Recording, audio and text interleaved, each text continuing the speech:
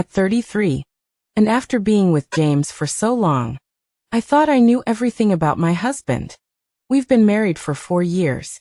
And in the beginning, we were on the same page about the future. We decided that we didn't want kids right away.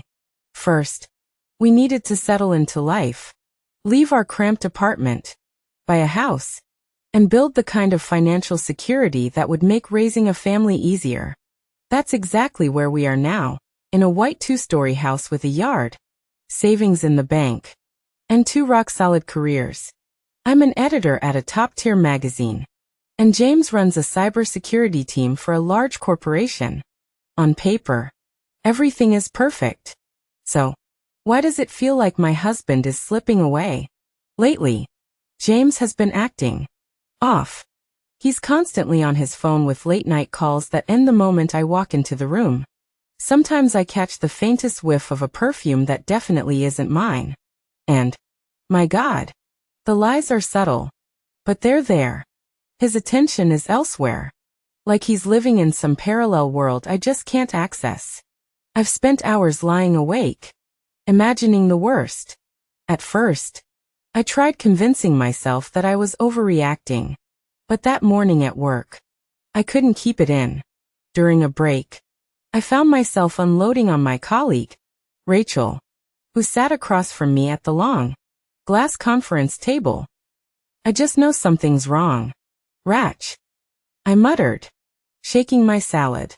He's been taking weird calls and coming home smelling like another woman. Rachel gave me a sympathetic look, one that made me feel both seen but also stupid. Have you asked him about it? Of course, I said. He just brushes me off, saying that it's work. But I can tell he's lying. I rested my elbows on the table, fighting back the lump rising in my throat. What if he's seeing someone else? How am I supposed to start a family with him if I can't trust him? Rachel was quiet. Then she leaned in slightly, dropping her voice. Listen, if you want real answers, there's someone I know who can help. What? Like a therapist? I asked. No. A private investigator. I blinked, thrown off by how casually she said it. Like it was normal to hire someone to tail your husband. She must have noticed my hesitation because she continued speaking quickly. Look, you're obviously going through it. Eileen, if you need clarity, and I mean real clarity, this guy can give it to you. I know someone who used him before, and she got answers fast. No fluff, just the truth. The idea felt heavy and strange, like I was crossing some invisible line, but at the same time, a flicker of hope stirred inside me. How do I contact him? I asked. Rachel scribbled a name and number from her phone onto a piece of paper. His name's Benson. He's discreet. He'll tell you everything you need to know. But what if he is really cheating on me? The thought is always a gut punch. But if I'm ever going to build a family with this man, I need to know the truth. So, I decided to take Rachel's advice and hire a private investigator. I met Benson in a dimly lit cafe. My stomach twisted into knots as I told him everything. Those late-night calls cannot be work-related, I said, stirring my coffee. There's something more. There has to be more. It's a gut feeling. Benson. Benson stirred his own cup of coffee slowly. Eileen, he said. I've been in this business for a long time. More often than not, when someone thinks their spouse is cheating, they're right. You need to be prepared for whatever we find. I nodded.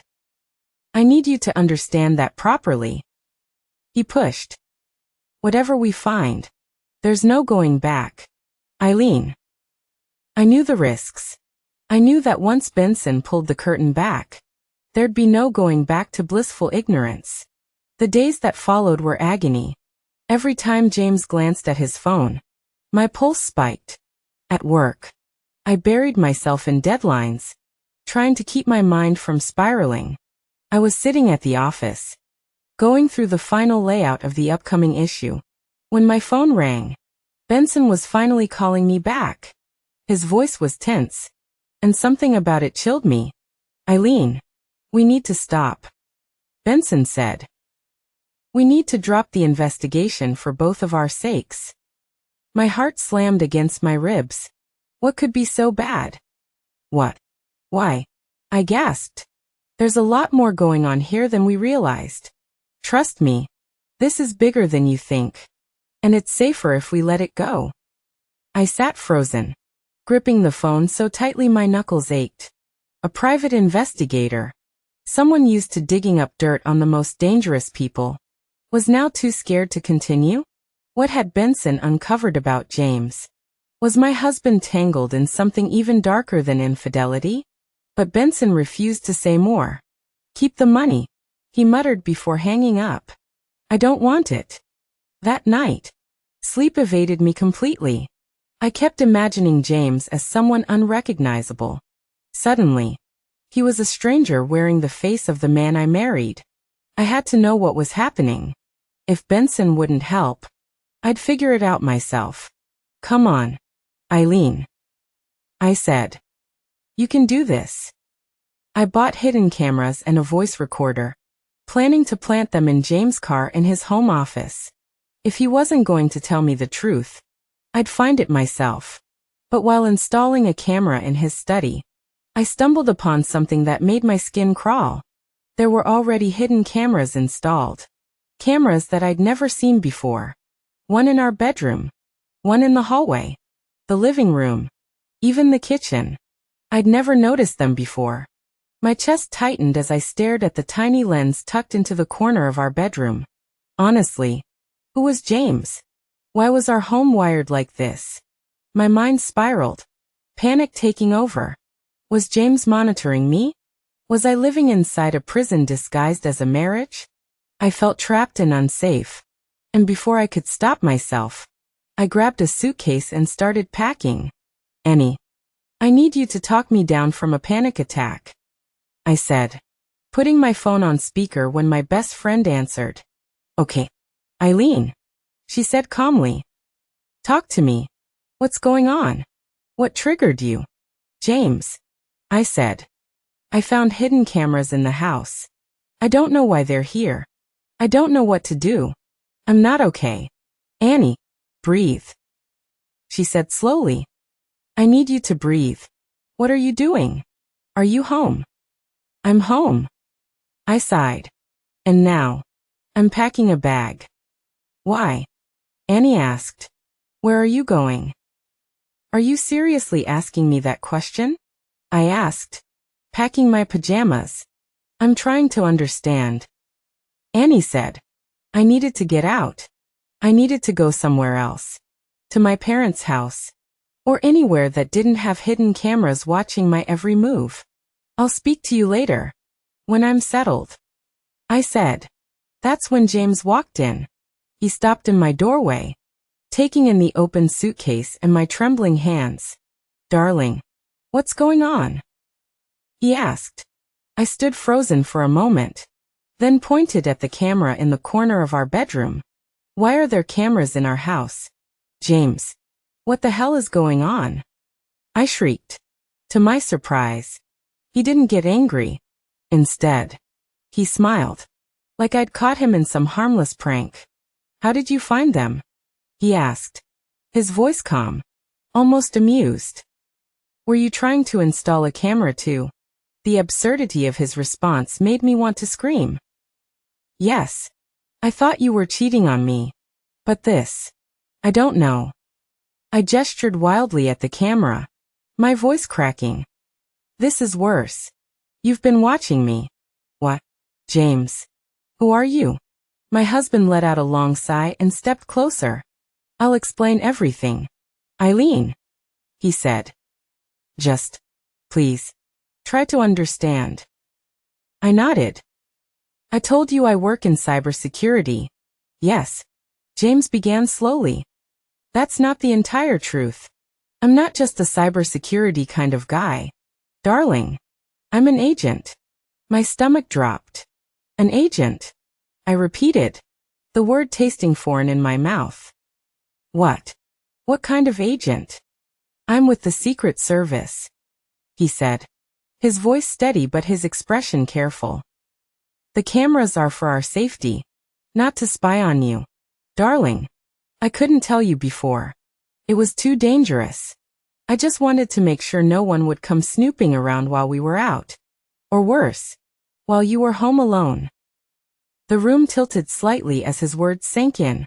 I'd been convinced my husband was sneaking around with another woman, only to find out that he was, what? A secret agent.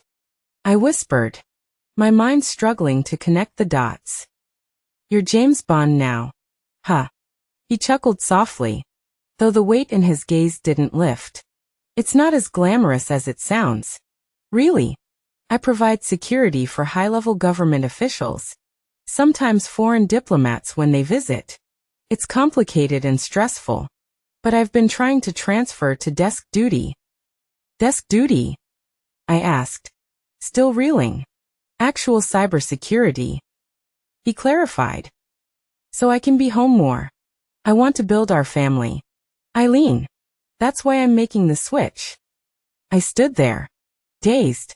The man I'd thought was pulling away from me wasn't running toward someone else. He was running from a dangerous life to protect us both. So, no late-night affairs? I asked weakly, trying to lighten the mood. James smiled, reaching for my hand. No affairs, my darling, he said softly. Just a lot of secrets I wish I didn't have to keep, and trying to stay away from people who would love to uncover them. I exhaled slowly, looking at the open suitcase on the bed. I'd been so ready to walk away from all of this. But now, this wasn't what I'd expected at all. And somehow, as wild as it sounded, it made sense. Is this a deal breaker? Eileen? James asked, his voice quieter now. I've wondered about it for a long time. If I told you the truth, would you still want to be with me? Would you still want us to have kids together? I stood there for a moment, every possible answer spinning through my mind. That's why I've been trying to get out of active duty. He continued. I knew this day would come. Sooner or later, everything would catch up to me. I swallowed hard, my thoughts finally settling. It's not a deal breaker, I whispered. James pulled me into his arms, holding me close. And for the first time in weeks, I felt grounded again. Our life wasn't going to be easy. Far from it. But at least now, I knew what we were up against. What would you have done?